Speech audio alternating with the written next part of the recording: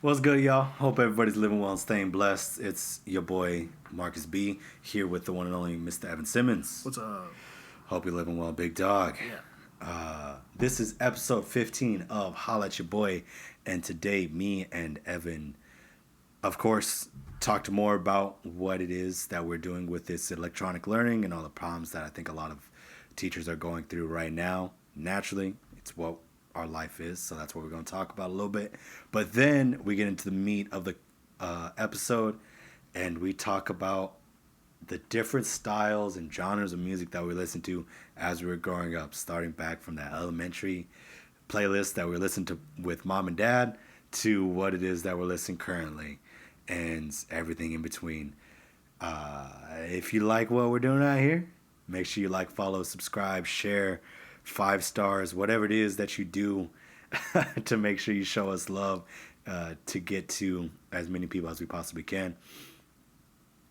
And reminder that we are on all podcast listening apps, so you can get all the content there as well.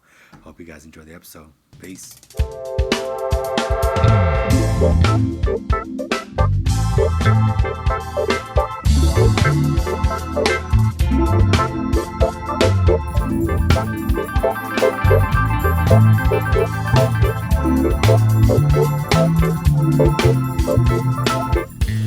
Yeah. Let's start. Yeah. What's going on, big dog? Nothing much, man. It's been weird. Yeah. It's been weird, like getting stuff kind of started, and everyone's just kind of like, we'll see what happens. Yeah. If it happens, it happens. We'll just try it out. Yeah, I still feel like I don't know what I'm getting ready for. That's right. what's weird. Like there's no clear cut like this is going to be happening. Yeah. Like for sure. I mean, I've for the first time heard like the other day, like, oh yeah, we might not even come back on the 8th. What? I'm like, huh? What? No, I can't. Yeah, man, I don't know. We've been doing too much prep not to come back on the 8th. And, well, even with that, it's like, we got homies that started last week. I think a couple people's first day was today. Yep. People started on Monday. And everybody's just like, this is weird, bro. Yeah, it's definitely nothing. It's definitely nothing normal. Yeah. Like there's no normalness to it. And then I had a homegirl. It was her first year teaching, right? Shout out to all the first year teachers. Yeah, shout out to all the first year teachers going through this. This is the weirdest thing you could have possibly gone through. But she was first day of school, first class. It was all online. Not a single kid showed up. Oh my goodness. Second class. Not a single kid showed up. No. I'm just like, just watching that train wreck happen. That's sounds so rough, dude. Just sitting there online waiting those kids to pop in, and they don't because they don't know how to. Right. Ugh. Yeah, I couldn't imagine, like, I mean, I've been kind of thinking about that, like, the past couple of days, like, what is that first day of class actually going to look like? I have no idea. Like, because I was listening to this podcast, they were talking about, podcast after sectionals, they were talking about how their first days have been going and how they're doing it all online and it's all set up and they're figuring that part of it. But like it's kind of the same thing where kids won't show up or they show up and they're unmuted and like it's just I don't know. It's a lot of logistics that wasn't prepared for. I don't think any of us. I don't think anybody was, man. No, we were prepared for the whole pandemic thing anyway. So yeah. It's weird. It's just weird, and just gotta push through it. I think a lot of my frustration lies in people's unwillingness to kind of like roll with the punches, as like everyone wants to control those it. comments are. It's just like, bro, you can't just stop being awful. Yeah, like there's no need in I mean, I kind of have this, like, general philosophy that there's no need to be stressed out about, like, what comes next. Like, yeah, man. It'll happen. Like, you're going to be all right, I promise. Like, if you want to sit there and worry yourself, go ahead, worry yourself. See how far that gets you. It's not far. Not at all. It just causes more anxiety. The amount of discussions I've had on, oh, is this gonna happen? The amount of work that could have been done during those conversations. Yeah. I'm like, sounds like a lot of work. Sounds like it sounds like your fault. Yeah, man. It's frustrating. Yeah. And just like people getting short with like the tech people. It's like, bro, they all of a sudden became literally the most important people at your school. Right. And there's like 3 of them maybe. Right. Why are you yelling at them? Like those people now like control your entire district. Yeah. And they weren't prepared for that. No. They weren't ready to do that. And sure, they knew that it was coming, but like, all right, you try to prepare your year online, and then so that's what they're having to do, as well as prepare everybody else's year online. Right. Make sure that the whatever, not browser, but platform you're using, is working like right, and especially like the fact that we're using multiple ones, Google Classroom, Schoology, moving over to, so that's the weirdest one. We're using Google Classroom, but we have to use Microsoft Meets. Don't even get me started on the whole. We should be using one thing, and it confuses people whenever we don't. Man. It blows my mind how much people are struggling with the fact that they have to use more than one platform. Well, yeah. There's also that thing of like, all right, if you got a thing to learn, just learn it. Just learn it, bro.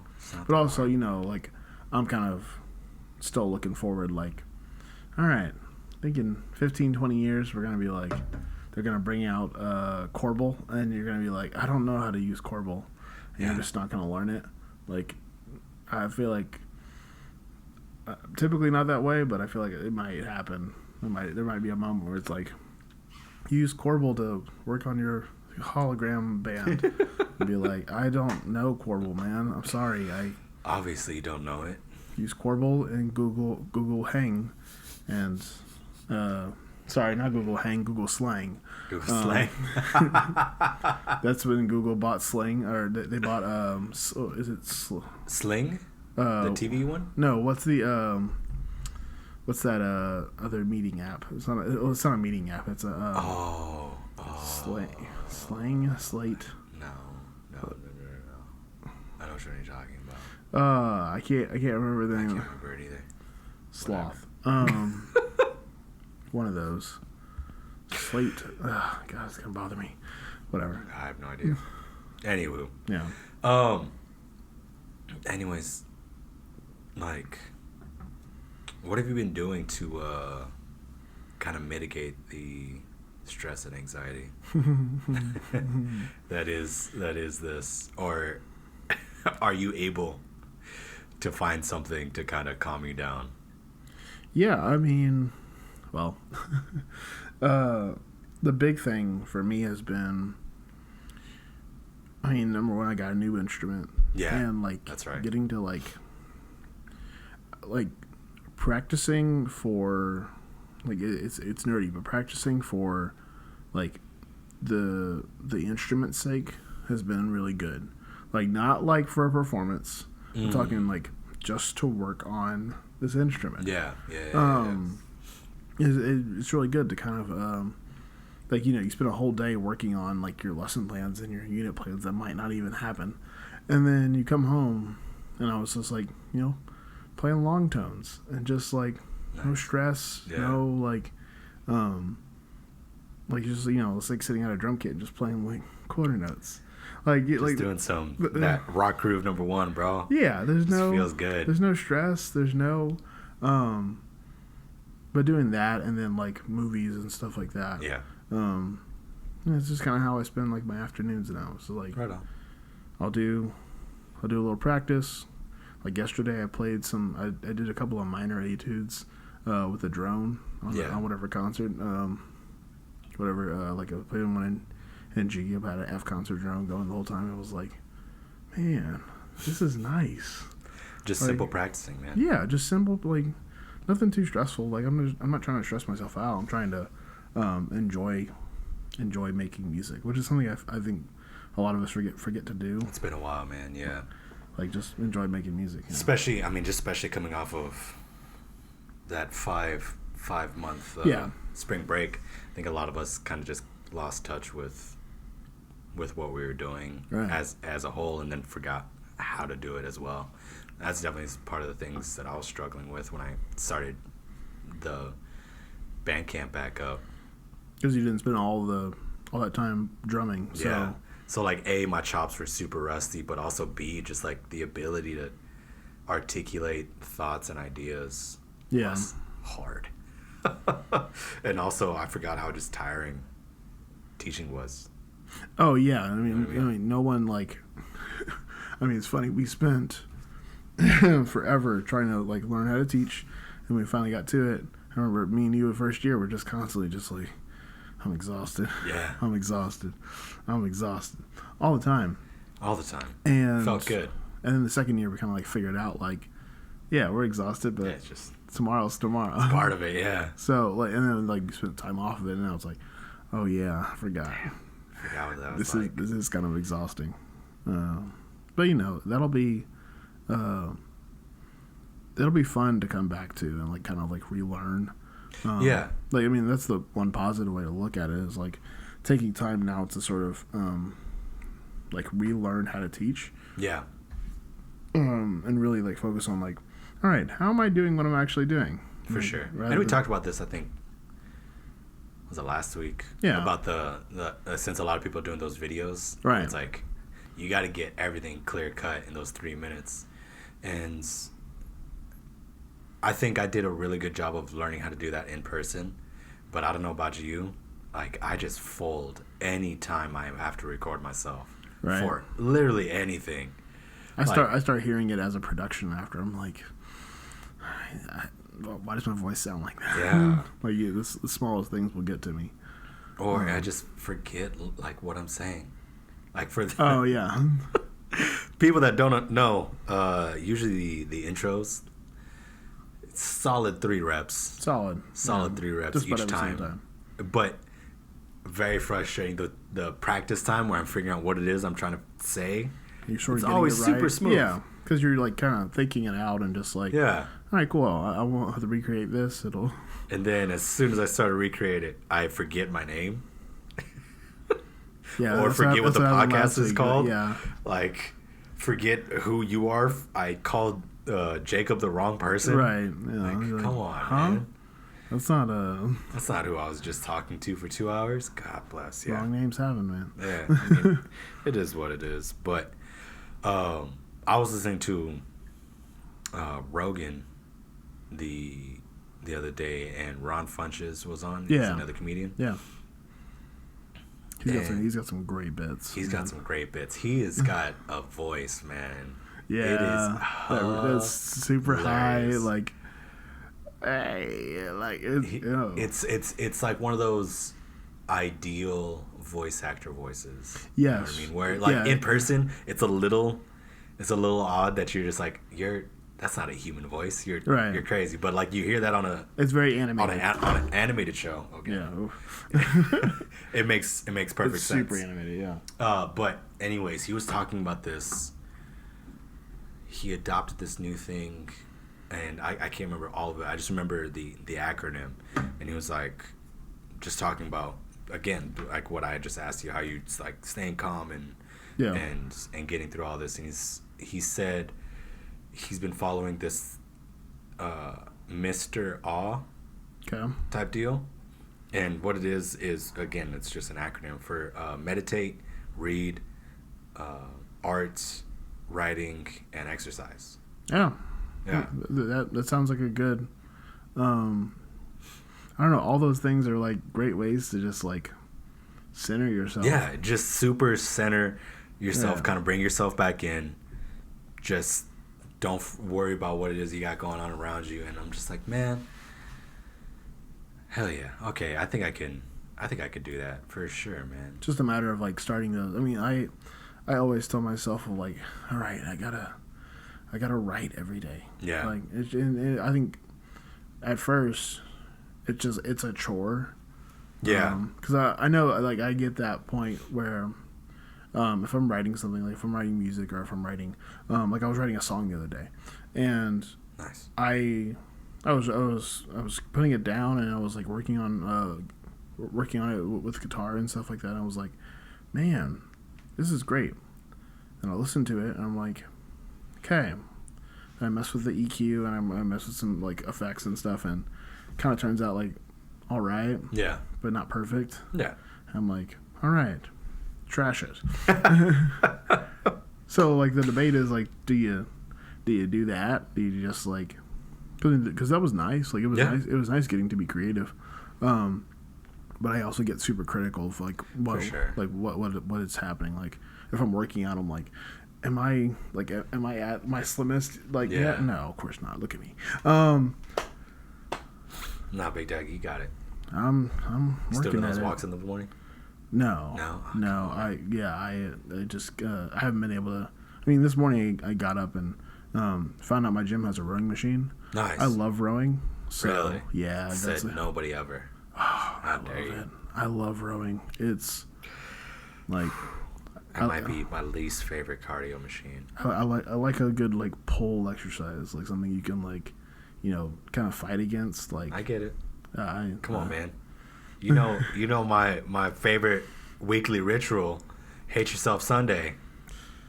You put together a workout because you hate yourself, and then the workout makes you hate yourself for putting the workout together. I told myself by the end of by the time like winter hits, yeah. I'm gonna do like the stairs with you, dude. One of these days. Get after it, man. I'm working at it. It's garbage. I've lost like 15 pounds. Yeah. Yeah, like in the past, stuff, like man. since like band camp, I've been. Damn, dude. So it's been good. That's quick. That's quick. Yeah, it might have been just that initial like not water weight, just like not eating like a trash man anymore. Just like because I was doing some major like Back to the Future like Doc Brown feeling the DeLorean at the end of Back to the Future 1, just kind of just garbage food all the time. Here, let me eat half a pizza like right now. Like it happens, man. Yeah, like you just gotta save those days for Sundays, because you also know. Because the reason why we have Hate Yourself Sunday is because you get to have funsies Saturday, and I'm down here just this last Saturday. I took down a Stromboli and I think like an 18-piece wing. Oh boy. Yeah. Oh gosh. Just in one go, and like there was like very little hiccup. A Stromboli 18 wing. Oh my. I didn't feel good about it afterwards. Not. But I didn't feel like super gross, surprisingly. I'm about to say, but yeah, then I got to Sunday, and what did I do? I did 20 minutes on Jacob's Ladder. So if you're unfamiliar with that, I know it's the climbing thing. Yeah, it's the 50-degree angles, give or take, and it's just like a stair stepper, but instead of stairs, it's just ladder rungs, and you just climb that. It's the worst. It's awful, and it is so god dang hard. I mean, that's one of the most full body I like those, and like like when I'm exercising, I've realized this. I like simulating, I like rowing. Yeah. And I like the Jacob's Ladder, and like I just like sit or like doing like bear crawls. Okay. I like exercises that make you. I mean, I've always been like a full body exercise kind of person. So like deadlifts and all that stuff. Like I like doing like big motions, doing tiny like.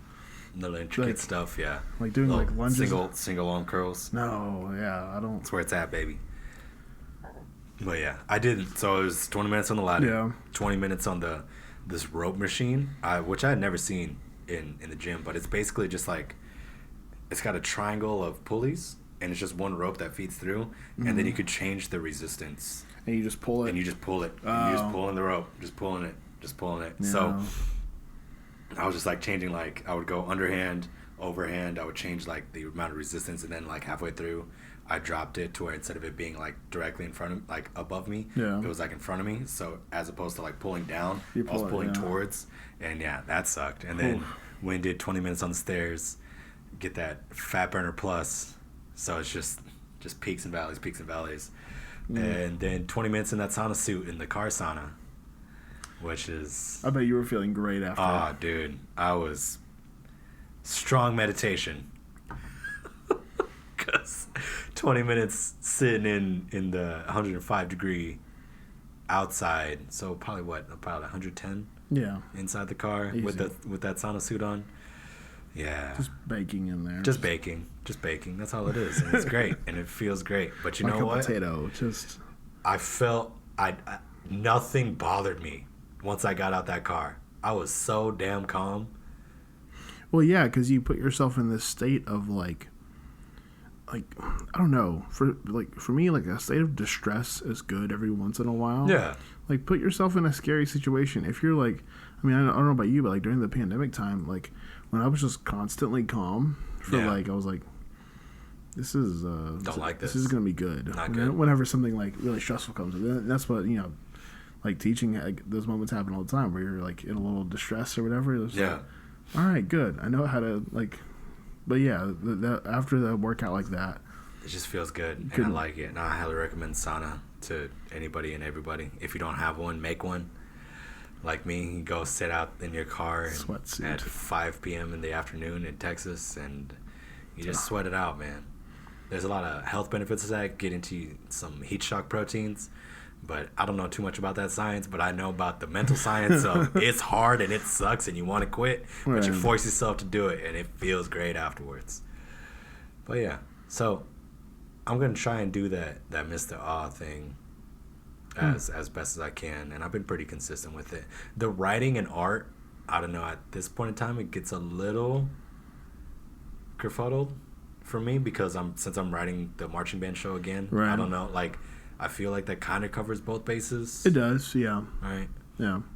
So, I don't know. I probably should get... I've tried journaling before, but that was never... Which is weird, because I loved writing in school. Yeah? Yeah. Like, I could crank out essays all day. But writing... But something about just, like... It just... For whatever reason, like, I know that people really, like, lean on journaling, and it's, like, really good for... their self-preservation and getting thoughts and ideas out. And for whatever reason, it's not the case. I mean, for me, like, the journaling thing is, I just kind of use the shower thoughts as my journaling time, where I'm just, like, because, like, I don't know about you, but, like, my, like, inner monologue in the shower is very, like, methodical, and I'm, like, thinking things through and, like, how things developed and, however the day went.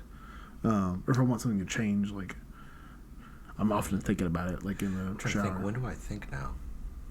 As odd as that. Yeah. But because I've been focusing so much on meditation lately to stop the amount of thinking that I don't have, like, active...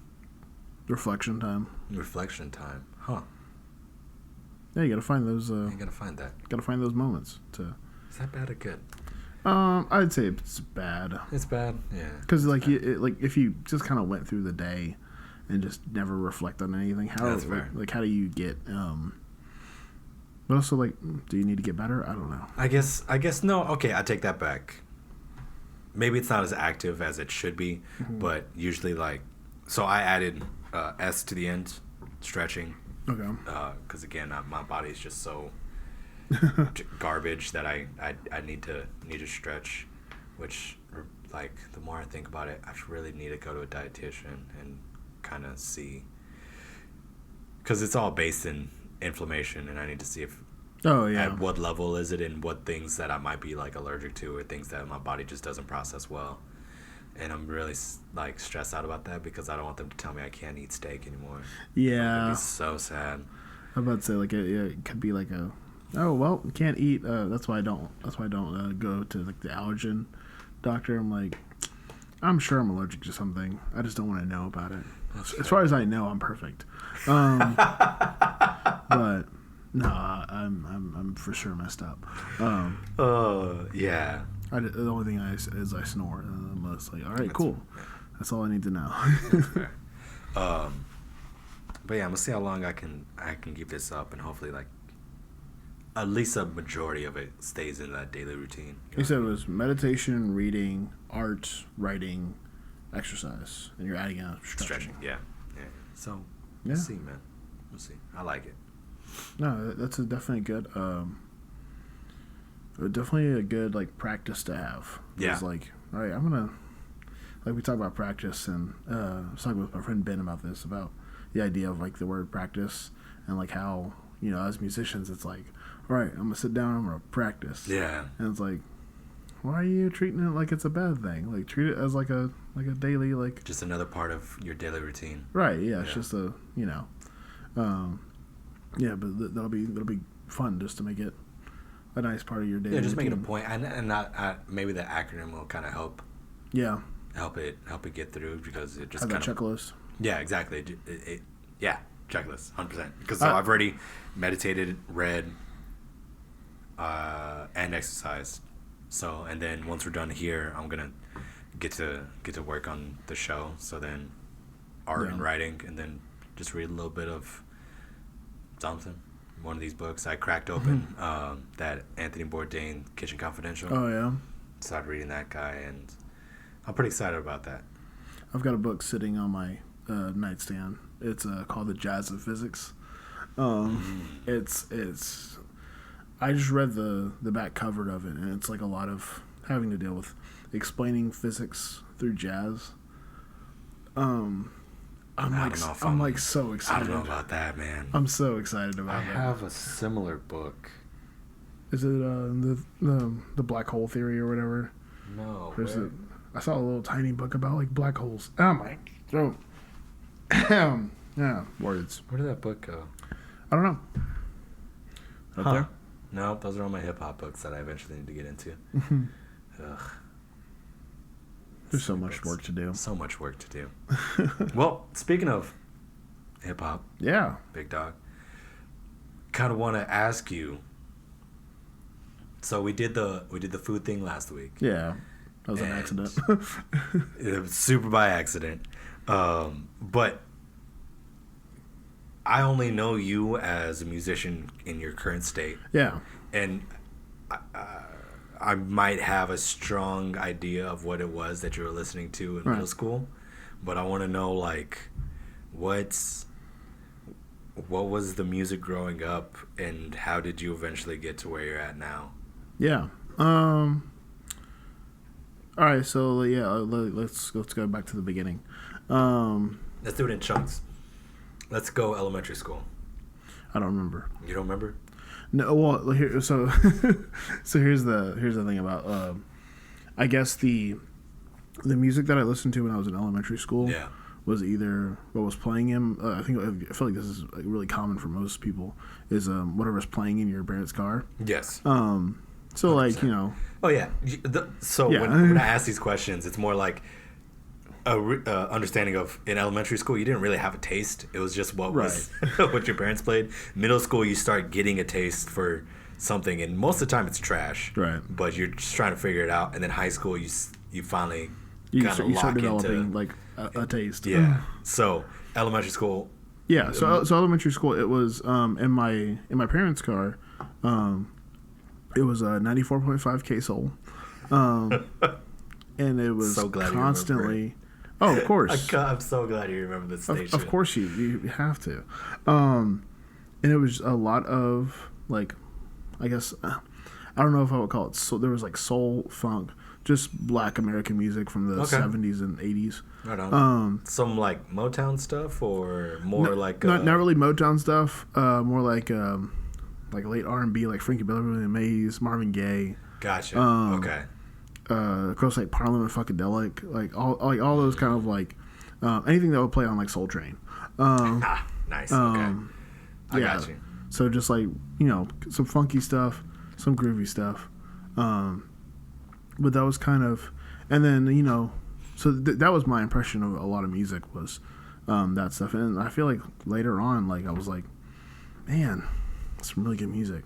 Yeah. Like I didn't listen to it because back then it was what my parents listened to. It wasn't cool. It was just that parent music, that mom and dad stuff. It's the classic.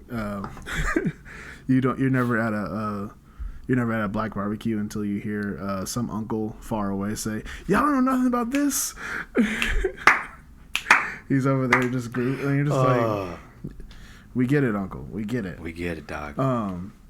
Nah, but for sure. So yeah, it was just a lot of 94.5 K-Soul, and then if I was ever listening like in other people's car or whatever, because I had another person that was taking us to school, it was either like reggaeton, because I lived in Garland. I'm really mad that you said it like that. Reggaeton, whatever.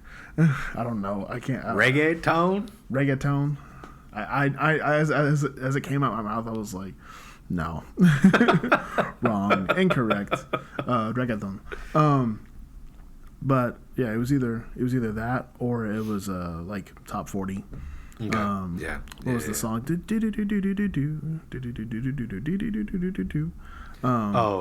Making my way downtown. Yeah, walking, just that aesthetic of music. Right. That aesthetic of music was like most of like 5th and 4th grade. Okay. Yeah. Ah, such a good bad song. Oh yeah, all those songs, like all that Sarah Bareilles crap, like was just like, I'm not in, or I'm so into you, whatever it is. Yeah. Weird genre of music, weird time. Yeah, it was music. Like it was like a weird kind of it was like, I don't call it Elton John. Well, I don't know what that genre of music is. Where it's like pop, but it's like instrumental pop. Yeah, I guess instrumental pop would probably be the safest. Yeah. Ugh. Yeah, I still don't feel good about saying it though. But it is what it is. Yeah. What about you? What was your elementary? So my mom like exclusively listened to country music. Really? Yeah. Did not know that. And more specifically, like George Strait. Okay. Was her dude. Okay. So a lot of George Strait, a lot of Kenny Chesney, Toby Maguire, all those, older. Yeah. Not the Willie Nelson country. Yeah, just that kind of like. And not the whatever stadium country now. Yeah. Yeah, whatever the hell Toby they call Keith it now. And all that stuff. Yeah. It was that in between, which I'm gonna, I'm not the biggest fan of country, but I'm gonna say that's probably the best type of country in my opinion. Okay. Is that time period? Okay. I don't know. I mean, that's your opinion. Yeah. I'm more of like I'd rather listen to like a Willie Nelson than a. Well, because of the simplicity of it. To me, that's more like folk music. Like I don't consider that country. And I think that's why you know what I mean? Because it's more folk than it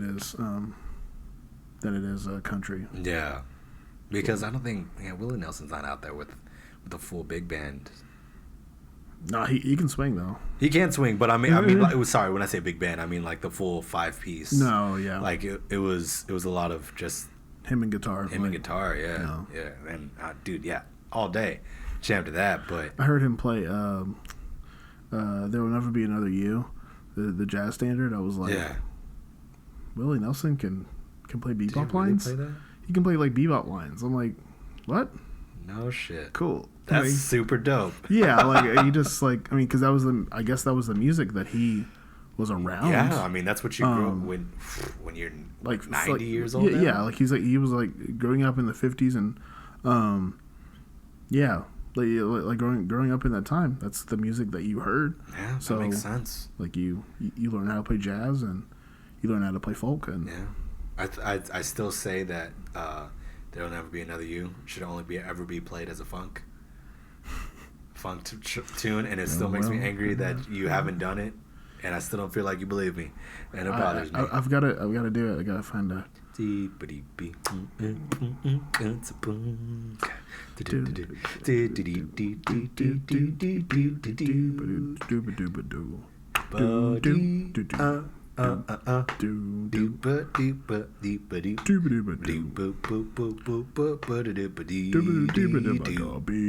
Exactly, dude.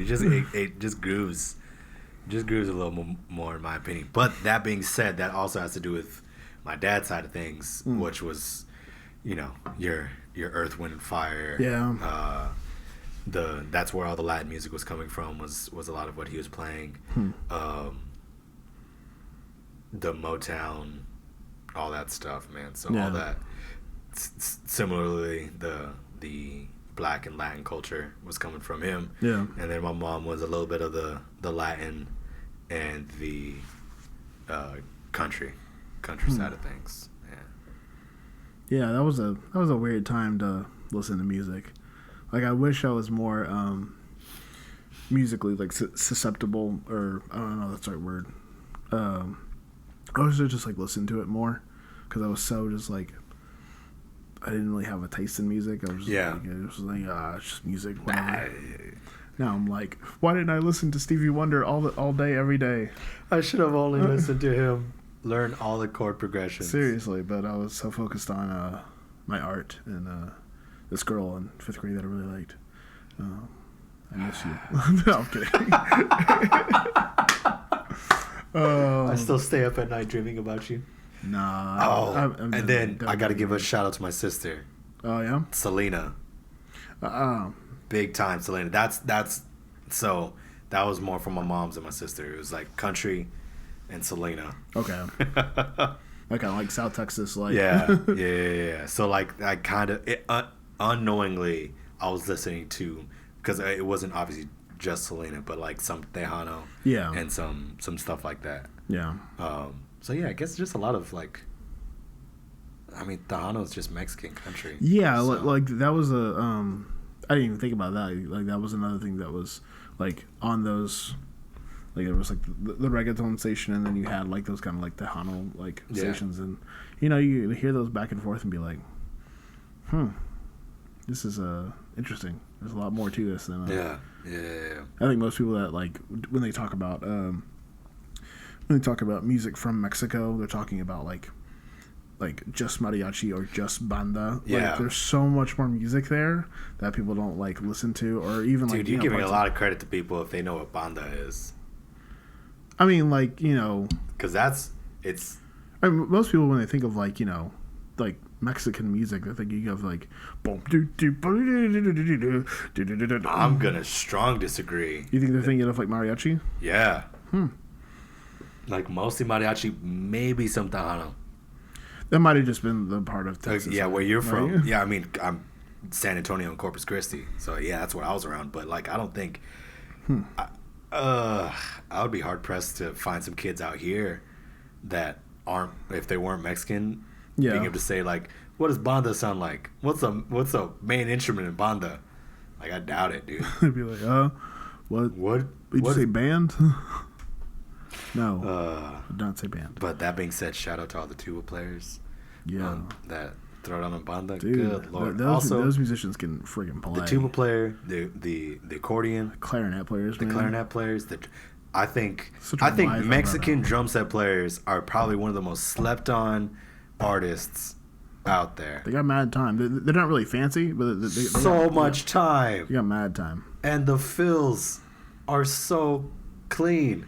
And the thing I like about their like that style of music, especially, is because it's slow. Yeah. Like I don't. There are definitely fast songs in those genres, but a lot of that music is really slow. It's meant to be danced like really like slow tunes. Yeah. A lot of waltzes and a lot of things that take their time. And those drummers are always just it feels good. Staying perfectly in time. Feels good the entire time.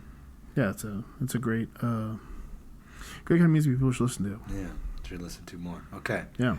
So we get to middle school. Where you at? Oh boy. All right. So let's talk about Well, poor choices were we making by then? So, see, middle school. I'm trying to remember how this happened. So in middle school, I moved to a new house. Yeah. I met some friends. Turns out, should have met those friends. They were a little bit racist. Found that out later. That's awesome. It was a good time. I think the more you just now looking back on it, and you kind of realize like, that might have been a little racist. Oh no, I should have knew. Oh, you knew why you were there? Yeah, well, I mean, I knew when they called me a brownie when I got off the bus. Yeah, that's when I knew.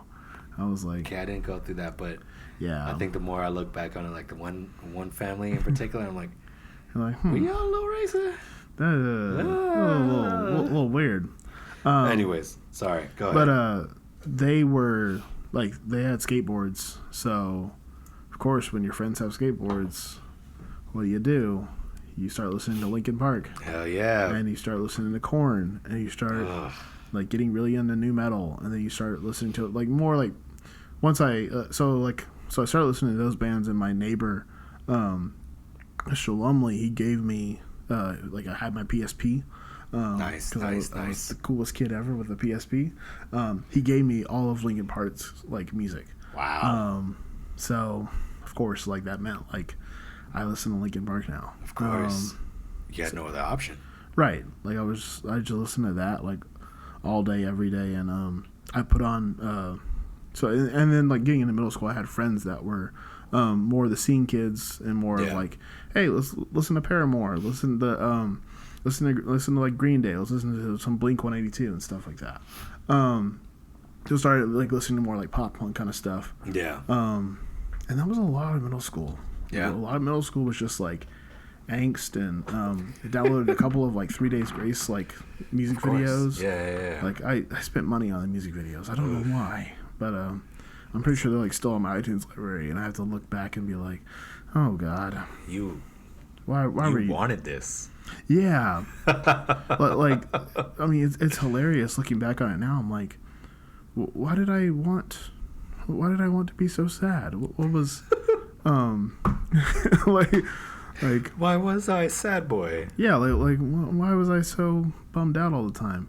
I don't know. It was because of just middle school being middle school. Just middle school being middle school, man. Or if it was because it was the cool like thing to listen to. And on a side note, because hip hop is a big part of both of our lives now. Yes. Wasn't into it. Really? Yeah. It was either. So let me put it this way: the hip hop. Number one, my parents didn't listen to it. Okay. And didn't have a lot of black friends. Yeah. So like, what black friends I had, they're usually pretty nerdy. We listen to kind of the same stuff. But the hip hop that I heard, like the hip hop and the rap that I heard at that time, was like Dirty South. So it was a lot of like, like it's just a lot of like really loud, talking about shaking butts, like aggressive. 98% of the time. That twerking like, music, man. That OG twerking music. Yeah, just big, like, and so like it just never really clicked for you. Yeah, it never really connected with me. I was just like, this isn't fun for me.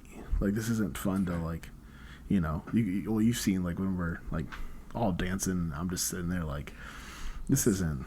I don't like this. I don't get joy from this. I don't. Which makes me sad because that was such a big part of my childhood. Right. Like. So did that happen in like middle school? Like. I just kind of like refound a memory deep in the banks. Mm-hmm. I remember, I think it was either 3rd or 4th grade. It was me and my sister. We were outside in the backyard of the dude I was in Boy Scouts with, the Cliffords. Oh. Last name Clifford. I didn't know you were in Boy Scouts. Yeah. I made it to Willow? Webelow? Yeah. Yeah. Good times. Tied some knots. Did a little square knot. Made some boats. Left over right, right over left. There it is. We're good to go. I think it's that way. It might be backwards, but right over left over right. That's what it is. Anywho, we were in the backyard, and it was me and my sister, and then my buddy and his sister, and I don't remember what song it was, but they wanted to see me and my sister dance, but they weren't allowed to listen to hip hop. Ah, I see. So we had to like quickly just kind of play a song on the stereo. Hold on one second. That's still recording. All right, just wanted to. Was it? Everything was working. I was just making sure. Yeah, I was like, I don't feel certain. Like that says recording. That's recording. That's fair. Yeah, it was just a moment of like, I got you. Don't want all that to be gone. No anxiety. All right, you were saying? And I remember just like playing this song for like 20 seconds. Yeah. Me and my sister dancing a little bit. They're like, okay, yeah, that was really cool. And I'll shut it off. I can't. I don't want my parents getting mad at me. So the hip hop definitely came around that time because my sister's 5 years older than me, so she's just, a couple steps ahead. Okay. listen to like Cheetah Girls. I don't know if you Okay. remember Yeah, them. yeah. So then get to middle school, and mind you, we're in Florida now, and so naturally surrounded by Puerto Ricans and Dominicans. So similarly, we are bumping a lot of reggaeton. Yeah. Shout out to the OG Daddy Yankee. Oh my God, you still throwing a couple of Daddy Yankee songs, Yeah. and I'm done talking to you. I'm gonna go dance now. Like it's in my soul. This is It's gonna a happen. requirement. Gasolina comes on, I'm on the dance floor. It is what it is. That and I never learned the words to that song. I always was like, the gasoline. yeah, I still don't really know what the lyrics are. I'm so into the dang song itself that I'm just whatever. So that is the Latino spiritual, and similarly for the black spiritual, the one and only Lil Nuck Jon? If You Buck. Oh yeah. Come on, man. I should. Come on.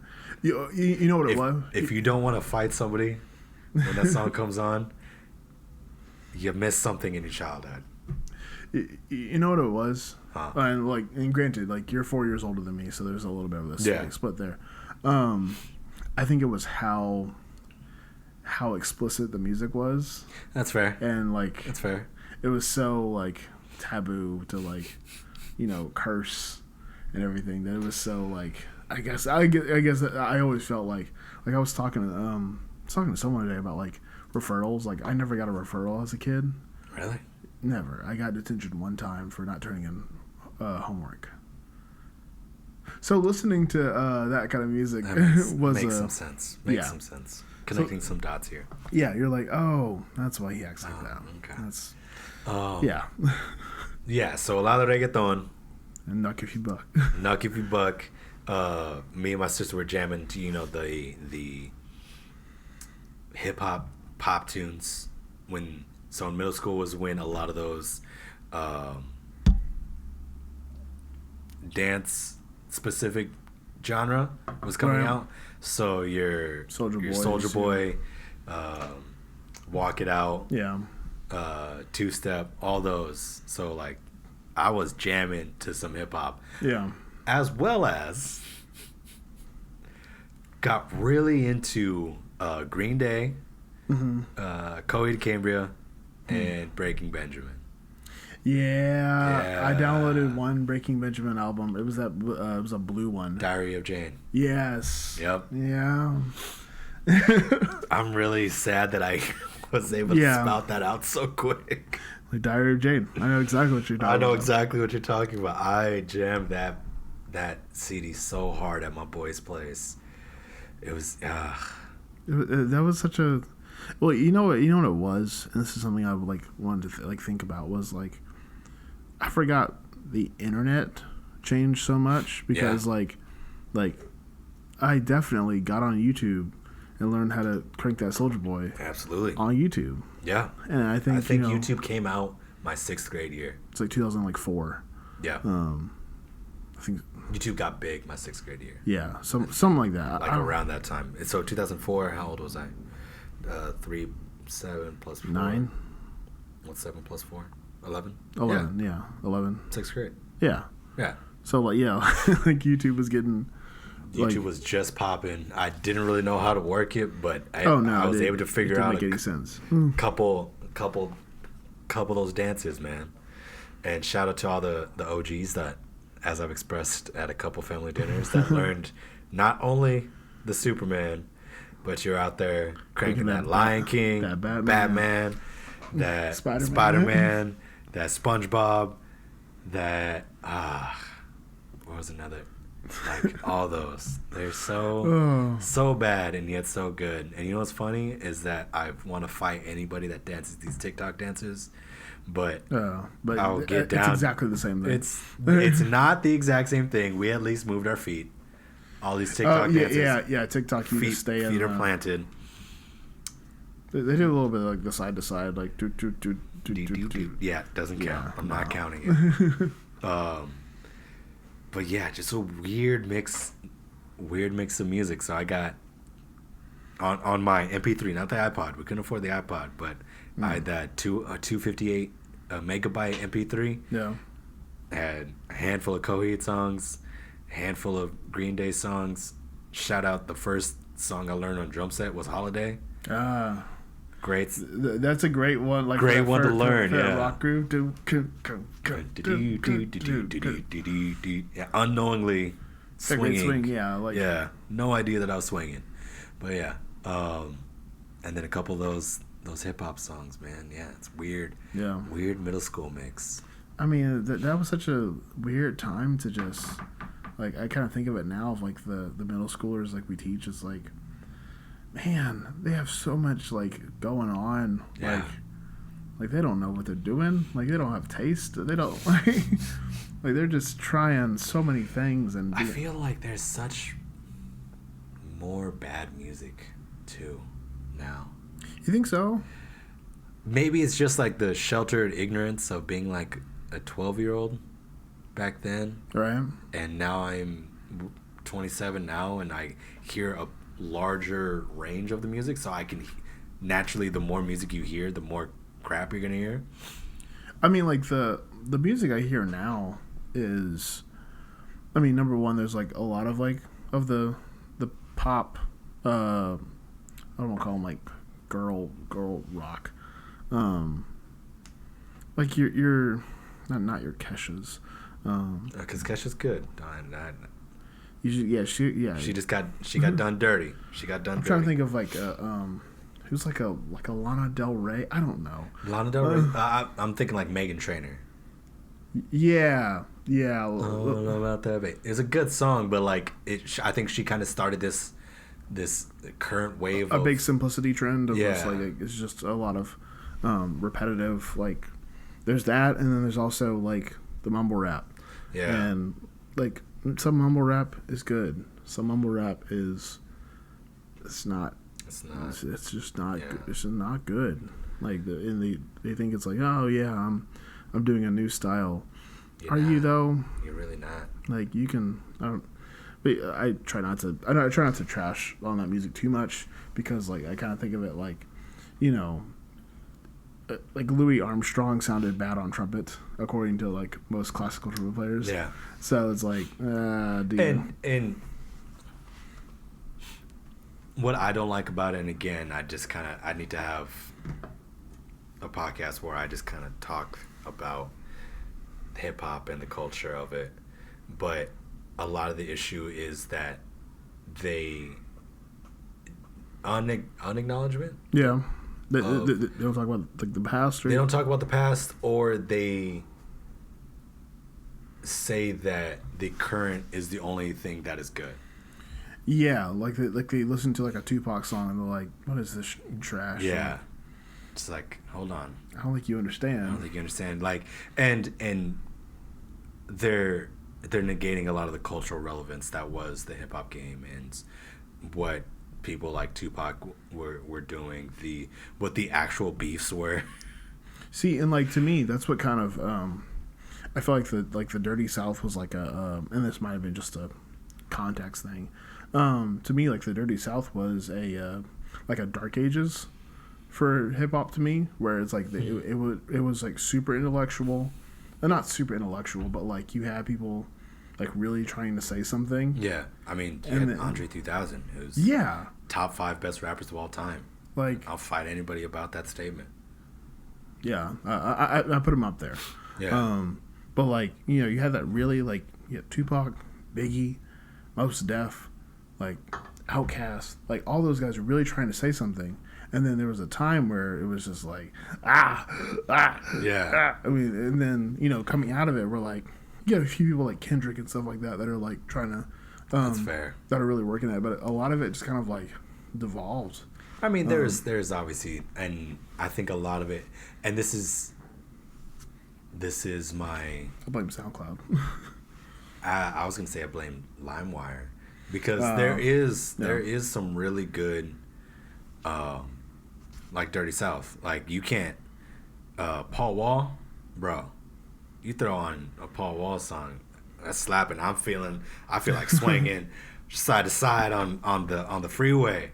You throw a Paul Wall song on, but, like, and this kind of alludes to the entire thing, is that there's did it feel like there wasn't bad music back then because I was unaware of the bad music? Right.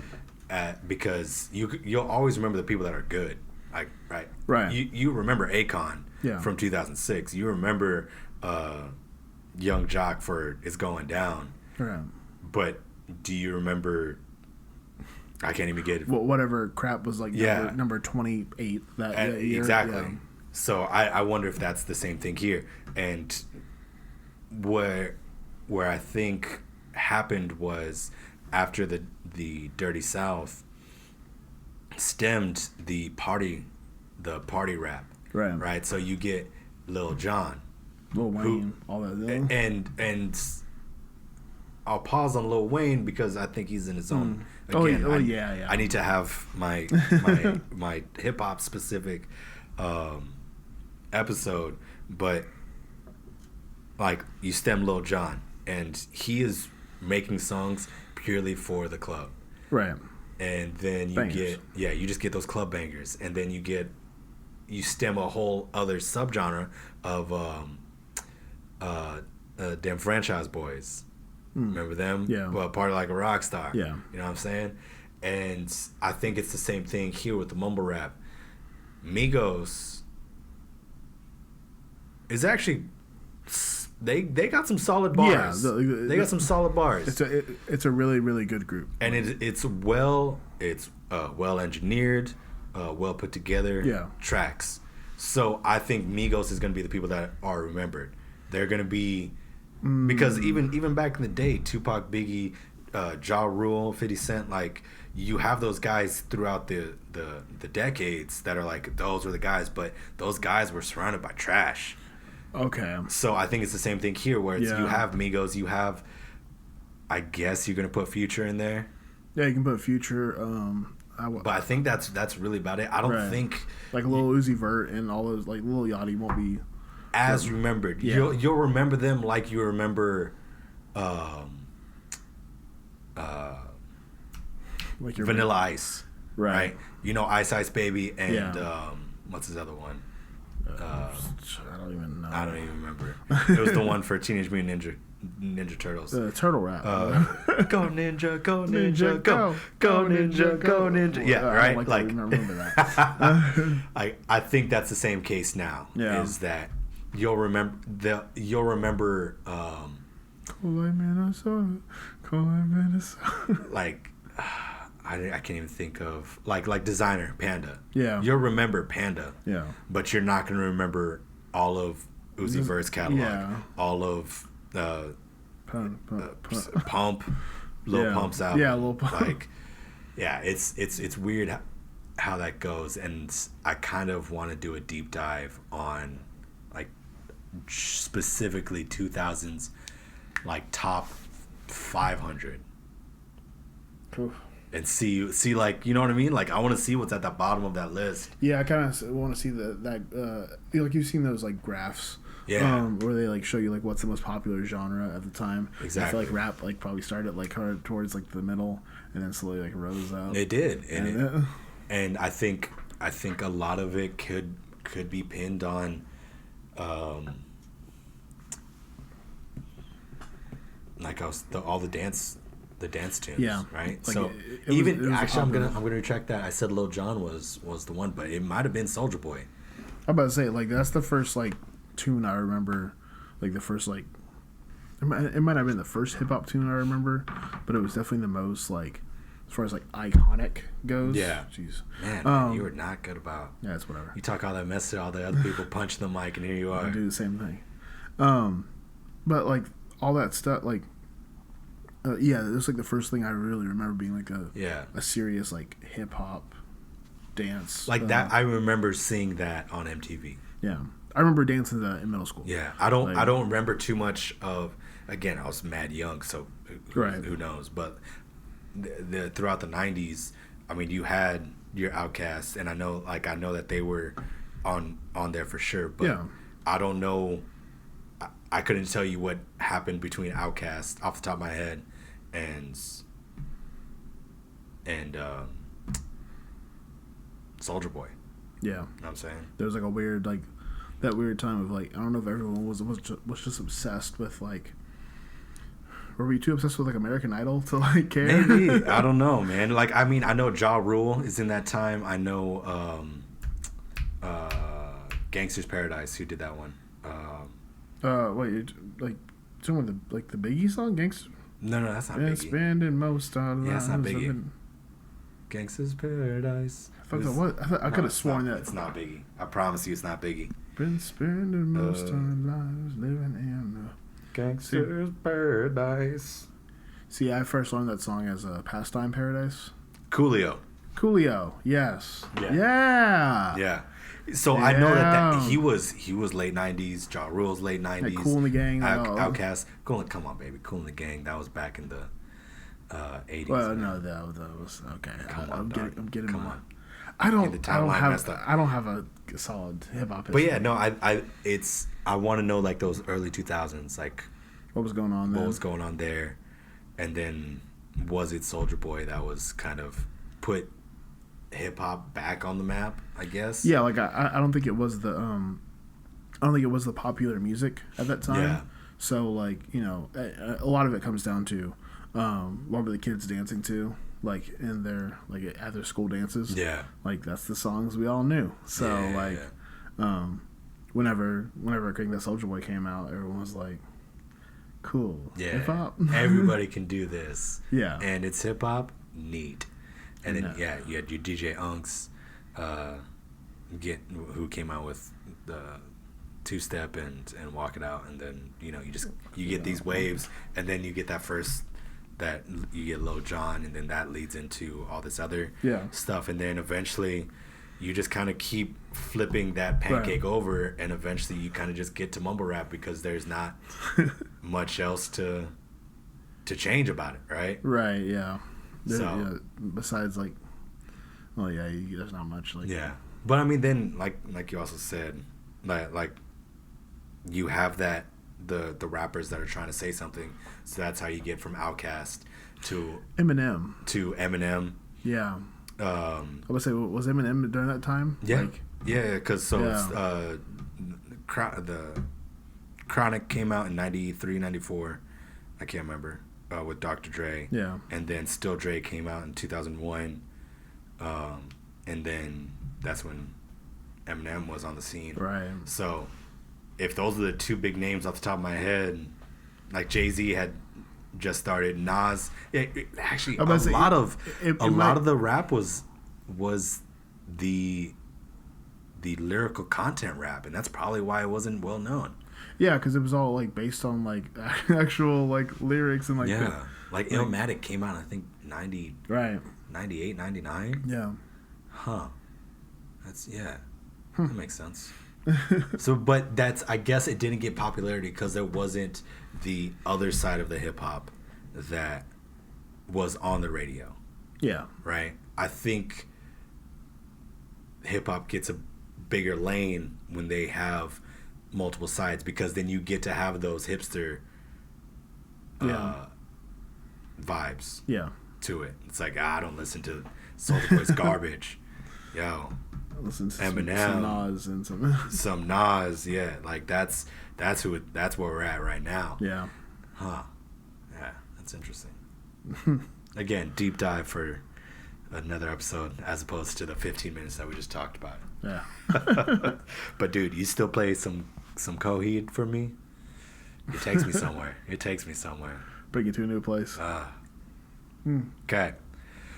So, you make it to high school. Where are we at? All right. Well, let's talk about this. Let's talk about the mistakes. Well, no, this wasn't a mistake. So right before high school, I got a Sony Ericsson. The phone you can push up. It's a black phone. You can push it up, and it's got a little keyboard on it. Was it the straight up and down or the sideways? It's straight up and down. Wasn't that the Envy? No, it was the Ericsson. Trust me. I had the Verizon version. Okay. Verizon? No, we were with Singular. Oh, okay. Singular Wireless. Good times. So I had the Sony Ericsson when I was like in 8th grade, and I would plug in my headphones and listen to the radio. So I listened to For real? on the bus. Come on, man. I didn't You have. gotta download that music on there. I couldn't do LimeWire. I couldn't.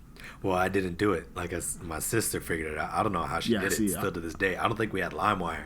But I was the older brother, so like if the older brother didn't do Napster or LimeWire. Actually, dude, I think like 95% of our content was actually all CDs. Like we just bought a bunch of CDs. I remember sitting in my sister's car having that CD case, that 100-sleeve CD case.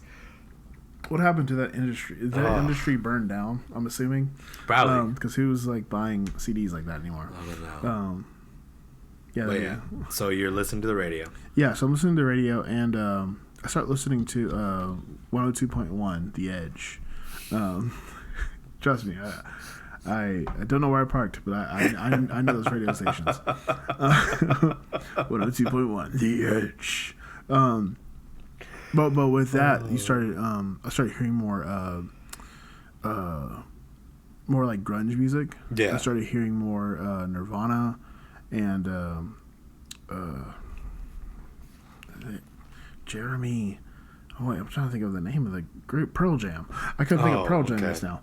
But yeah, Nirvana, Soundgarden, Nice. like that kind of just like grungy stuff. A lot of acoustic stuff. Okay. So of course that meant that when I moved to Allen, I wanted to take guitar lessons. Naturally. So I got an acoustic guitar, and I started like working on that kind of stuff. And then I'm like, all right, let me. My teacher was like, go listen to some acoustic guitar stuff. So I like go on Pandora, because Pandora was still a thing. Pandora was the coolest thing ever. Yeah. And I started listening to Jake Johnson. Do you know that? Nice. Yeah, really. Love some Jake Johnson. Really. Or no, not Jake. Jack Johnson. Jack Johnson, yeah. Banana Pancakes, all those like take me back to that genre it's the of combination of words I can put on the back of a postcard. No song that I can sing it, I can try for your heart. Like so light and happy. Good. And, such a happier time. yes. Like between him and like Jason Mraz and like I love Jason Mraz. that was like I'll fight somebody about that. that was a good majority of my like freshman year of high school. That's a good Yeah. It's a good place to be, man. It was You're so light. Yeah, like just enjoying myself and like, you know, I was like just playing saxophone in a new town, and then I mean, I feel like my musical taste like changed like a million times in high school. I mean, it will, but yeah. And then I had a buddy. He was like, "Hey, do you listen to Led Zeppelin?" I'm like, "No." It's like, "All right, I'm gonna give you every Led Zeppelin song." Jesus. And he's like, go listen to it. So I put on Led Zeppelin 1, listen to the whole thing. Put on Led Zeppelin 2, 3, 4, Physical Graffiti, and then Into the Outdoor. Jesus. Like, I listened to all of these, and I was like, freaking love Led Zeppelin. Gosh, so... Well, yeah, if you run them down, top down like that, yeah. Like, it was like... It's going to hit a little different. And I was getting, at that point, I was getting really into, I think this was kind of like where the musician in me started like kind of happening. Yeah. Was between the acoustic guitar stuff, like thinking about how are they playing this? Yeah. Like, and then like the Led Zeppelin stuff, like actually thinking about like, hey, they're playing blues licks and stuff like that. I started like thinking more as a musician. That was kind of that time. Like a lot of freshman year was just like, listening to acoustic jams and listening to Led Zeppelin and just learning about I'm trying to think of like the rap I was listening. No, I wasn't listening to rap at that point. I didn't start listening to rap like for real until like junior year high school. That's fine. And that was Kendrick. Like I was like, oh, this is kind of cool. This is different. Is that jazz I heard? I think that honestly might have been it. Probably. Was just the because I was also like in jazz band and stuff like that, and moving up in the classical world, and I was also listening to a lot of classical music too. Kind of getting my ear in like some Glenn Gould, some get really into Yo-Yo Ma for a while. Huh. And then I had a Charlie Parker phase, like sophomore year of high school. It was like, solid phase. Like, hey, listen to Charlie Parker.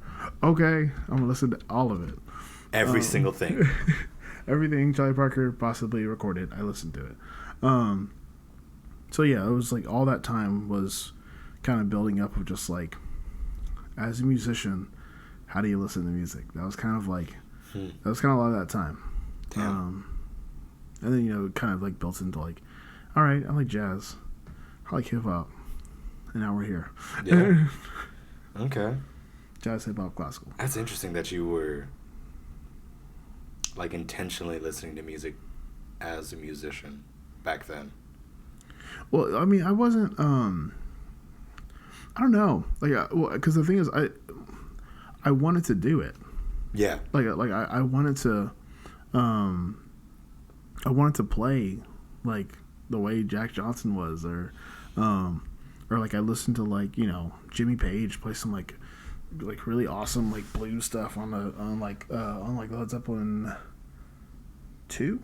No, I'm trying to think of since I've been loving you's on 2. No, it's on 2. Yeah, I think so.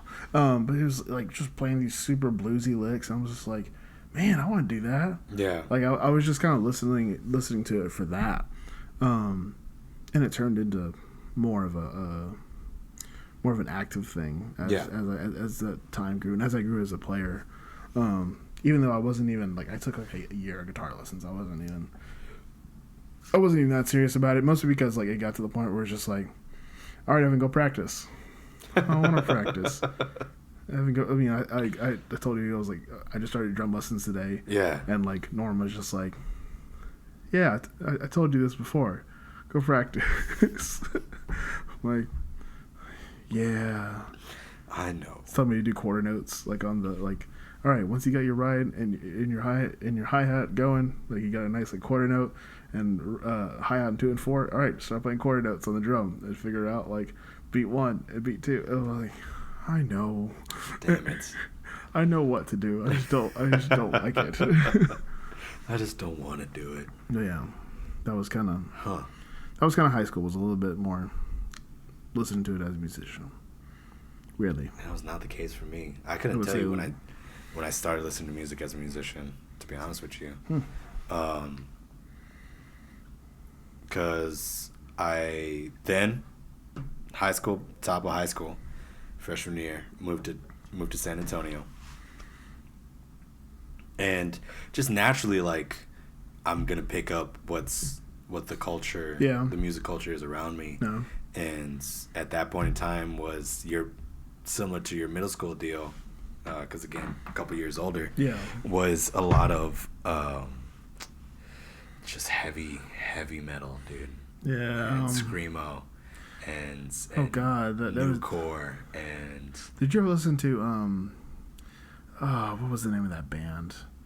Like they were like one of those like screamo bands. It was so like not Angels in the something like that. I forget. Just really bad at like. They had a song. Yes, I did listen to them. Oh, did you listen to the song "Still Fly"? By Flyleaf. Yes. It starts off really soft with a girl's voice, and I buy. It's like, oh yeah, dude. No, that was. They blew out your headphones. That's what I was listening to a majority of freshman year was. And that was actually one of the first shows I went to was a Circus Survive show. Oh, boy. On Halloween, my freshman year of high school. Oh. It was Gangster. That sounds like a... It was so good. I'd never been in, like, because it was in a small venue. Shout out to all the homies in San Antonio who know what I'm talking about. White Rabbit. Such a trash venue. But, God, there was so many good musicians that came through there.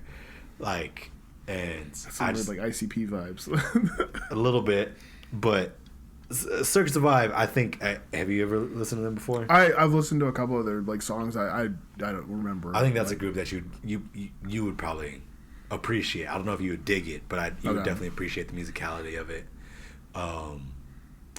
But I just remember being like I can't even say pit because it was just such a small venue, but everybody just pressed against each other, and the I'm like, entire "Open up crowd is this just pit." swaying aggressively side to side, and I was like, yo, this is so dope.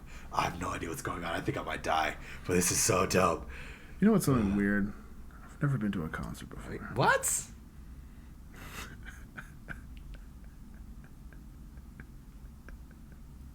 Oh, yeah. Come again for Big Fudge. Yeah, I've never been to a like there's no popular artist or even like artists that have been like, yeah, let's go see them. Like the first concert I even thought about seeing was like a Kendrick concert like a couple of years ago. I was like, oh, cool. He's got a concert. I'm like, well, what is that? Because I don't know. Like, do you sit at a concert? Do you stand? I see videos of people standing. I'm like, wait a minute. Do you sit or do you? That makes me really sad. That like hurts my feelings. I didn't go outside as a child. Obviously, man. There's some deep rooted stuff I've got issues. in you, big dog. And we ain't got time to unpack that right now. We will get to it eventually, and I'm gonna scathe past that. But you were saying at the concert that you never been to a concert. That blows my goddamn mind. Just never really wanted to. Sweating all over everybody. It sounds awful. I'd rather just listen to it at home. How dare you? I'm missing out on the live concert experience. How dare you? And here we are. I was supposed to go to my first one. Damn, like, Rona 2020. I got Collier tickets. I was like, all right, let's go. I know. I forgot that we were going to go see him. Definitely had tickets for that. I was like... Not together, but oddly enough, you had bought tickets, I'd bought tickets, and actually Ashley had bought tickets. Yeah. And we didn't get to see him. Nope. That would have been my first concert. My first, like, serious... Well, I went to South by the year before. Yeah. And I was like... I saw a couple of, like... I guess they were concerts, but they weren't like, yeah, like they weren't like serious. Like I've seen more shows than I think I have. Let's open up this pit. Like, I don't know. That just makes me sad. But you were saying makes me about. Really sad. But anyways, yeah, that was. I remember being in that crowd and being like, yo, this is super dope. Okay, I dig this. So it was a lot of Circle Survive. A Day to Remember, Chiodos, August Burns Red, Dance Gavin Dance, all those, some Evanescence thrown in there, Panic at the Disco. Of course, Fall Out Boy. Fall Out Boy. That was middle school. Fall Out Boy was middle school. Sugar We're Going Down. Shout out. Shout out to the bass player. It's really sad that I remember that as well. And then after that is when I kind of started leaning more into, like, I think sophomore year I kind of got into the Jack Johnson, Jason Mraz type deal, kind of some softer music. And then junior year is when I got into the dance program at the high school. So I was in the cultural dance class at that point in time, so just kind of forced to listen to some more traditional mariachi, because that's what we're dancing to, some more standard Latin stuff. And that's also when I started just being like, that was the next wave was, do you remember New Boys? Yeah. You're a Jerk? Take me back. I know. What a gem of style that was. Take me back to the bright colored skinny jeans and the seatbelt belt. Oh my God. And suspenders over a t-shirt. Oh my God. And the 3D glasses with the lenses punched out. Oh my God. This makes me want to sit. I just want to sit and just reflect. It was so good. So good. The problem is I know exactly, like, and I can see that person like you're describing. Yes. I'm just like, and I was homies with him, and I was dancing with him. I didn't dress that style, but I was dancing with him. I was getting after it. And why were the pants yellow? Like why were Bro, they? because it's just got to be a bright color, man. That's or it. red? Like, come on, what are you doing? A big one was the blues. Those Yes. real light blues. Those cauliflower blues. And the glasses had to match. Like you. Yeah, like, dude. It has to, bro. Like, Come on. What are we talking about here? what was fashion, man? I don't know. It was such a gem. But then I started listening to just a lot of music oddly enough, not as a musician, but as a dancer. Okay. Yeah. So that was a lot of junior year and senior year because I was really heavy into the dance program. You know, I was in my wait, did I do it for 3 years? No, 2 years. How long was I in dance? It's been That was too a long time ago. Oh, but I remember in my dance, it was 2 years. In my dance 1 class, my senior year, I was the only male in the entire dance class, like 35 people, I think. And for the winter showcase, we danced to Jar of Hearts, which another gem of music. That Real bleak pop sad boy, Yeah. sad girl stuff. But I didn't get to dance. Catch a call. I didn't get to dance to that song. I just got to be the shitty boyfriend. I was the representative, and that kind of like opened up my ears of like, oh, I still need to depict something even though I'm not dancing. Right. I'm doing a lot of standing and representing the lyrical content of the Right. song, as well as lifting girls over my head and catching girls and stuff like that, because she was taking advantage of the fact that I was kind of athletic. Shout out Miss Marroquin.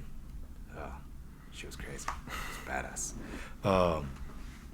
And that's actually what kind of turned me into what I was originally going to go to school for. I was going to go for sound recording technology. Right. Oddly enough, even though electronics hate me, they still hate me. I was going to somehow get figure it behind out. the board, yeah. And I was going to create music specifically for dancers. Okay. Because I remember sitting there with Miss Marroquin and her trying to figure out like looking through all these artists and trying to find a song that she was trying to find a song that fit her dance, and I wanted to create music that would fit her dance, that like I would create something for her instead of her trying to find something that she could create too. Yeah. That's what the entire goal was. But and you know what's odd is that I didn't get into like hip hop until like honestly 3 years into college. Really? Yeah. Like it was always I was always listening to it. But it Don't get was me wrong. never like a thing. But like, I couldn't give that conversation that I just had Yeah. until very recent. When I started analyzing it as like an actual style. Right. And I think that wasn't until I got into the music history classes at Texas State. And they stopped at 1980. Yeah, and I think that kind of bothered me. It's like, because I remember my teacher saying that the music now isn't a genre, and I was like, "What do you mean?" She was like, "The genres were romantic, and Classical classic and Baroque." and yeah." She's like, "Those are genres. This isn't like the music today isn't a genre." And I was like, "What?" Ma'am, everything you call genres are now called classical music. Yeah. So I need you to at least acknowledge the fact that there are more genres of music besides. Yeah, and I think when she even though that's entirely a wrong term, but like yeah, I mean it's all convoluted and it makes me angry.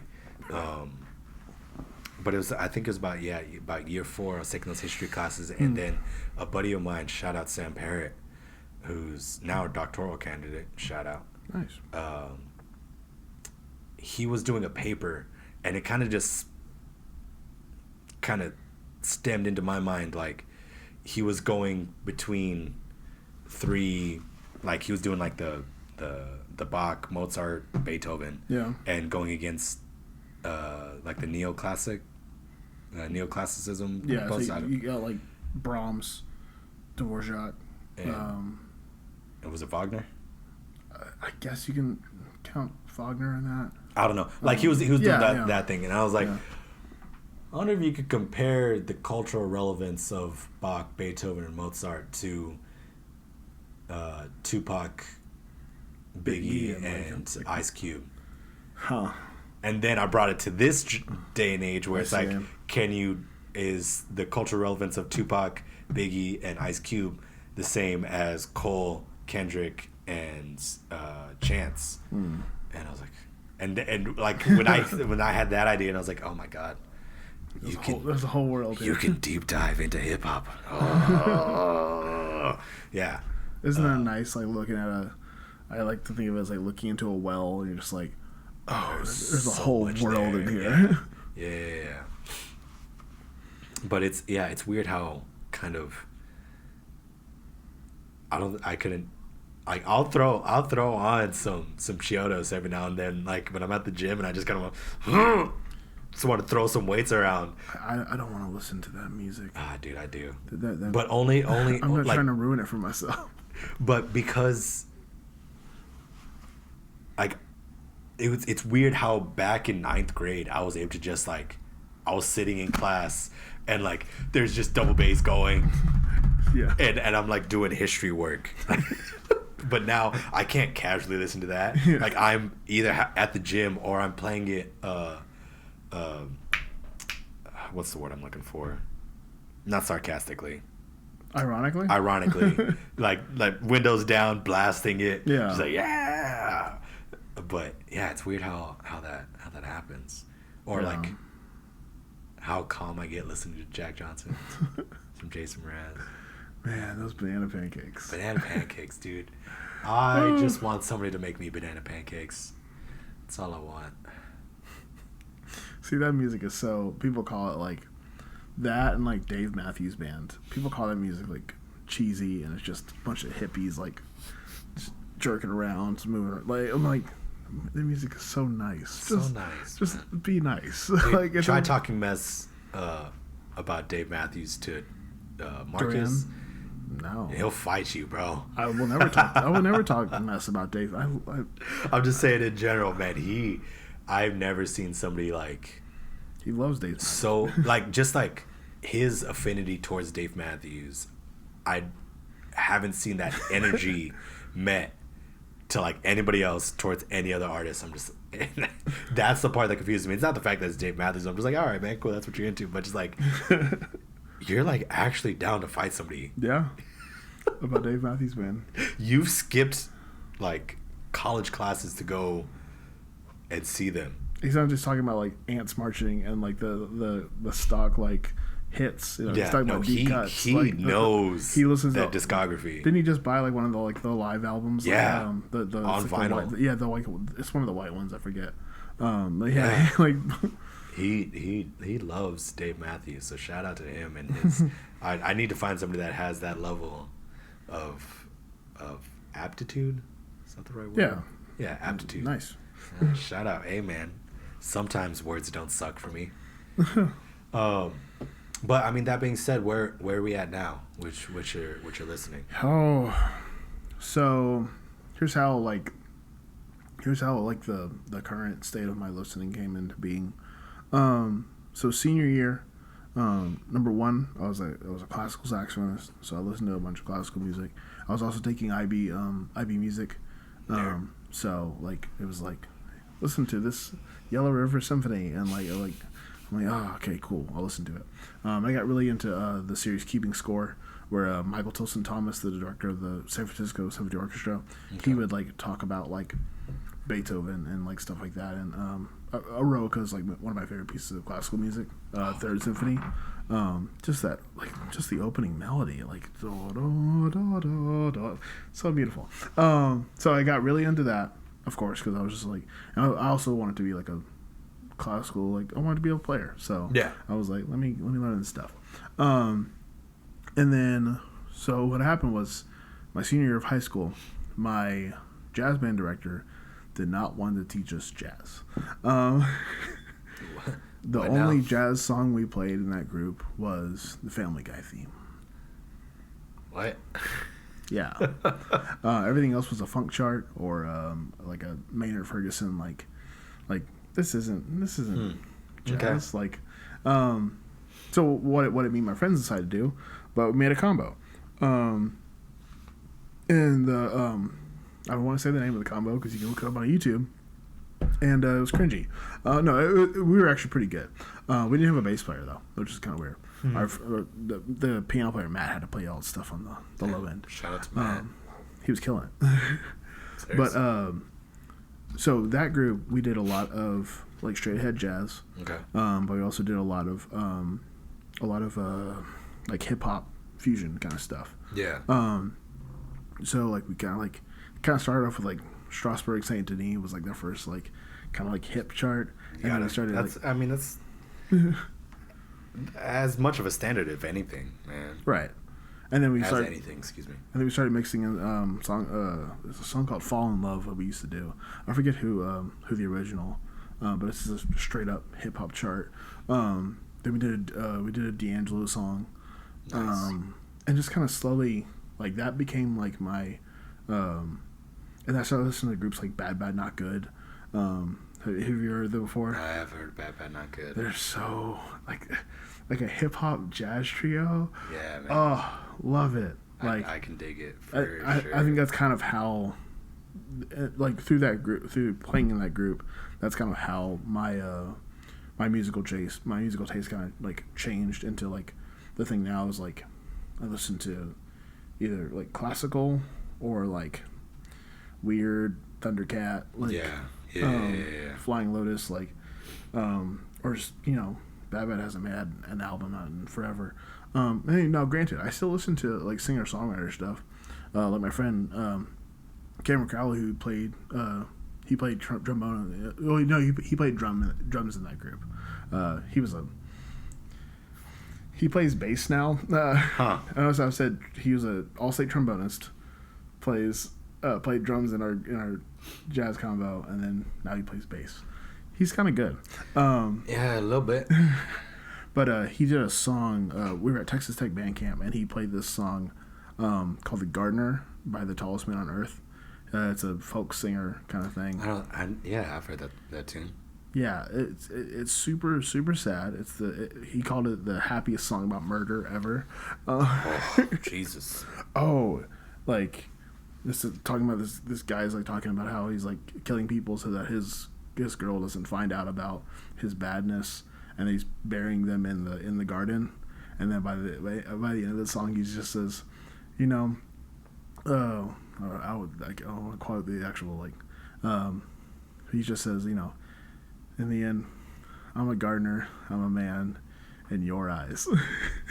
Jesus. Like it's super dark. But I still like because of that, I still listen to other singer songwriter kind of stuff. Yeah. And like Tiny Desk concerts also turn me on to some different stuff like Tegan and Sarah. Okay. He's like just kind of like I don't want to call it what I usually call it. Just like kind of indie rock. So I still listen. Shout out to the Tiny Desk concerts, dude. man, turning a lot of people on to a lot of really good music. I never listened to T-Pain before that, so I was like, oh, what? Oh my god! I just, like I said, I didn't know about it. That makes me sad. And then I heard it, and I was like, oh, yeah, he's more than buy you a drink. Yes, he is. He's a really good musician. Exactly. Didn't know that until. But yeah, that's kind of where I'm at now. It's just a lot of jazz, a lot of hip hop, a lot of classical, a lot of indie rock. Yeah. And musicals. Word, man. I dig that. What about where are you at right now? Honestly, not far off. Really into whatever category, the neo funk soul stuff that is Thundercat, Jacob. I like to call it space soul. Space soul, Moonchild, yeah. I'm trying to think who else am I listening to.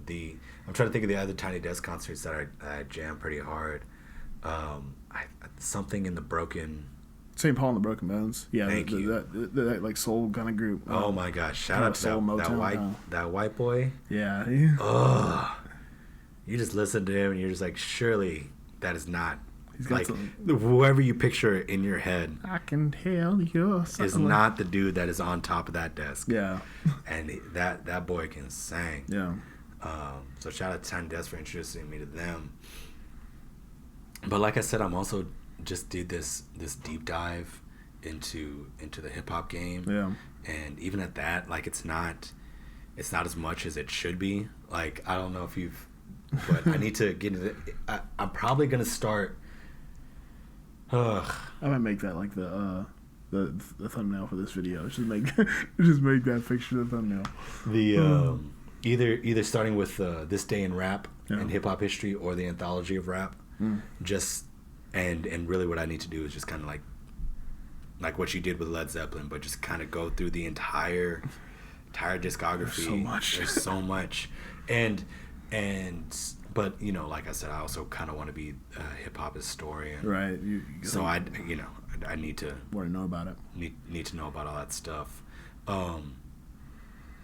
But then shout out to Dr. Glazer at Texas State for having us do that band lit class. Because because of his appreciation for the music that he was conducting, it naturally, like, you know, if somebody loves something and they're expressing that to you, you're gonna pick up on it at some level. So you mix that in with, at that same semester, I'm pretty sure it was the same semester, we were doing Maslanka's Give Us This Day. Okay. I still get like, I just gave myself like goosebumps thinking about that chord in the first movement. Like, it's so angry and so right. Just makes you feel good, man. And then, you know, of course, you got to shout out. So on the classical side of things, like got really into, you know, your Maslanka, your all the composers around that time, all the really standard stuff, Percy Grainger. See, I don't. This is weird. I don't listen to band music. Really? Like I want to be a band conductor. I don't listen to band music. Like on my. I know it is like it's well, it's because I find it somewhat futile right now because I'm a middle school like band director, and I'm just like, I know I want to listen to like I want to learn all the Grainger scores and stuff like that, but it's like I'm not playing Grainger right now. For a minute. That's fair. So I get that. But yeah, it's whatever. But yeah, so just a lot of the hip hop, like you said, what, moon jazz? Yeah. No. I call it space soul. Space soul. Some space soul. You can also call it moon jazz. Space soul and moon jazz. Or as a hiatus Cuddy, he calls their genre multi-dimensional polyrhythmic gangster shit. I love that. Multi-dimensional polyrhythmic gangster shit. Like I'm like, yeah, that's pretty on the nose. I'll be honest, that's pretty on the nose. Also from Texas State, just my appreciation for all things Latin. Oh yeah. Yeah, man. Like it's salsa band and stuff like that. Salsa band, yeah, dude. I jammed the hell out of some Celia Cruz, Ruben Blades, you know, all the Fania All-Stars. Shout out to all the dudes that I got to play with over the years because of those experiences. And I'm not even gonna lie, man. That's probably when I started listening to band music as like music as a musician. Yeah, because you were playing forced to. Yeah, like I was forced. Like I had to pay attention to everything that was going on around me because, and they didn't tell me that. But like when I was playing Guido, like how important it was. Like I could. You weren't playing it right, like inadvertently. Like I knew, like if I suck, it's gonna tank everything. Yeah. Why am I playing this instrument? I don't know what I'm doing. And it's weird how that's the first instrument that they make you play. Guido. Oftentimes, but I think a lot of it is because of that, because you're forced to, you're so essential, like, to listen across the entire board, and you have that ability because the pattern's so simple, so you're forced to be locked into what the tempo is, and then like you have the range to pay attention to what the montuno is on the piano. What is he doing to embellish it? When does he embellish it? Why does he embellish it? What's the bass player doing? Yeah. What, like, are the other drums up, down? Are they doing half up? If they're doing half up, are they like you? And then you get into all the different styles of like the standard 2-3 montuno, 3-2 montuno. What does that mean? Caballo, where is that from? Merengue, why is it so fast? Why does my director want to take it 20 clicks faster at the gig? And yeah, so just I would say over the years, the three things I learned to appreciate more was hip hop, Latin, and concert band. Yeah, it's good stuff, man. There's a lot of really good ass music out there. Yeah, I mean, keep listening to it. Like that's it. So I'm trying to do, like, I might add, like, an L to that list of the Mr. Awe. Oh, okay. Listen, yeah. Mr. Laws, like Mr. Laws, man. LAWES, man. Get you some meditation, reading, listening, art, writing, exercise, and stretch. You can listen and exercise and stretch. Yeah, dude. Actually, you're right. I do need to listen to more music, because I kind of been listening to a lot of podcasts lately, just to, again, just by nature of what I was doing when I was driving 2.5 hours a day to go teach. The music became mundane, and yeah, like we were working yesterday. I think it was yesterday. No, that was 2 days ago now. I put on as we were working, like, on this lesson plan stuff, I put on this saxophonist, Ben Wendell, and he's got, like, really kind of spacey, like, ideas and stuff like that. But I was like, man, I forgot how good, like, it is to, like, listen to music and be like, dang, like, instead of just being like, I gotta work on it, like, no, just listen to it. It's so cool. Music's so cool. I love it. Yeah, shout out to Bourdain too, because I remember him talking about it. He would make it a point when we were in quarantine to throw a record on and just sit there and listen to it top down. Yeah. Like, force himself to just, like, stop, listen. That's me with I have a vinyl of Getz and Gilberto. Like, I just listen to that, like, just bossa nova, super chill. I'm like, I'm gonna put this on. I'm gonna listen to it. I'm gonna flip it. I'm gonna listen. I'm gonna listen to both sides. It's a good time. Have a good time with it. One artist. Yeah. That you don't think people listen to enough. Give it to the 3 people that made it to the end of this show. Esperanza Spalding. Oh. You should listen to Esperanza Spalding. Yeah. She might be, like, a genius. Yeah. I don't know if you've seen. Do you follow her on Instagram? I don't. Follow her on Instagram. She's doing some stuff right now. I'm like, oh snap! You're about to like change the musical world. I feel like she's about to. Okay. Yeah. What about you?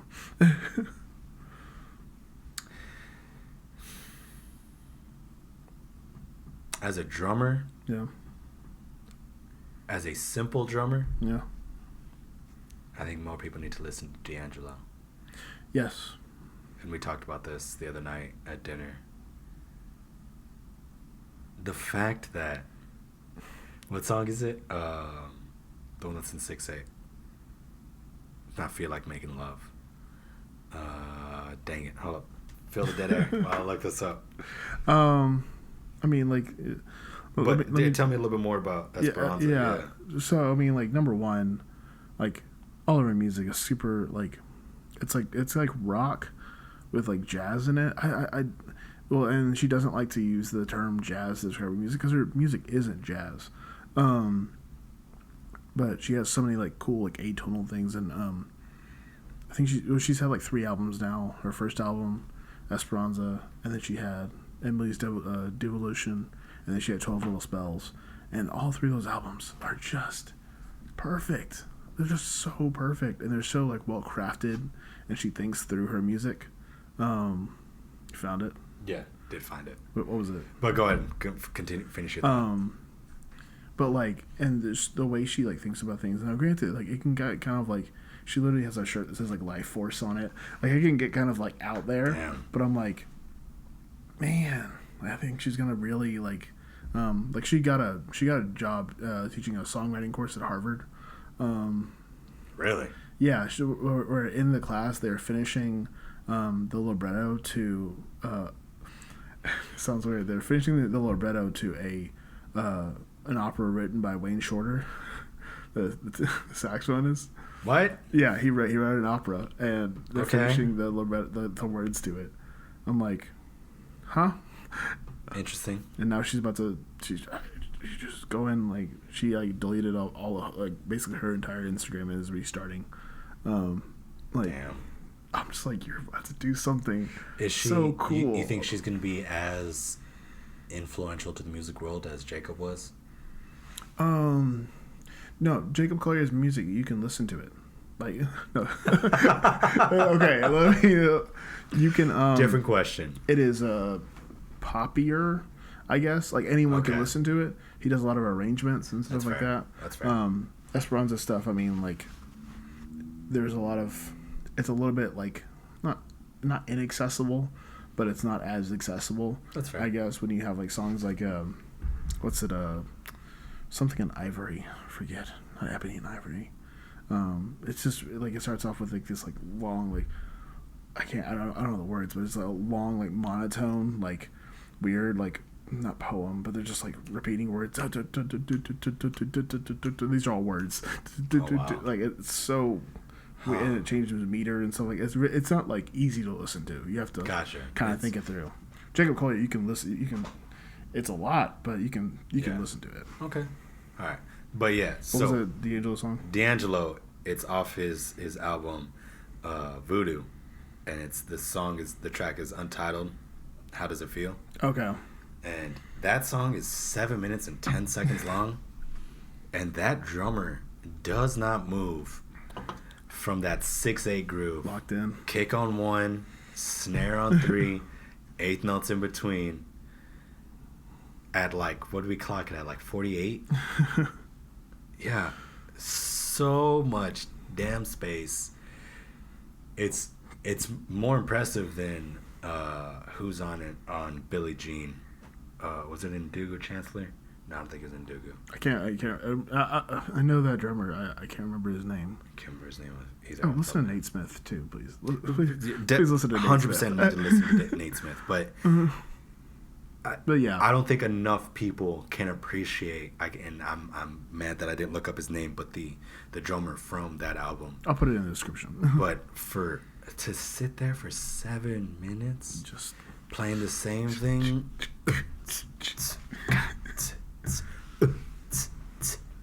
and not moving a bit. not moving, not doing a single fill, just doing that 7 minutes.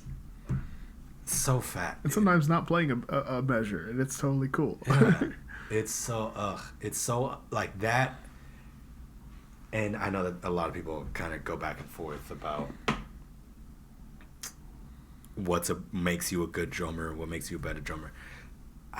I'm always going to be on the side of pocket. Yeah. Like, if it doesn't feel good to play with you, I don't care how technical you are.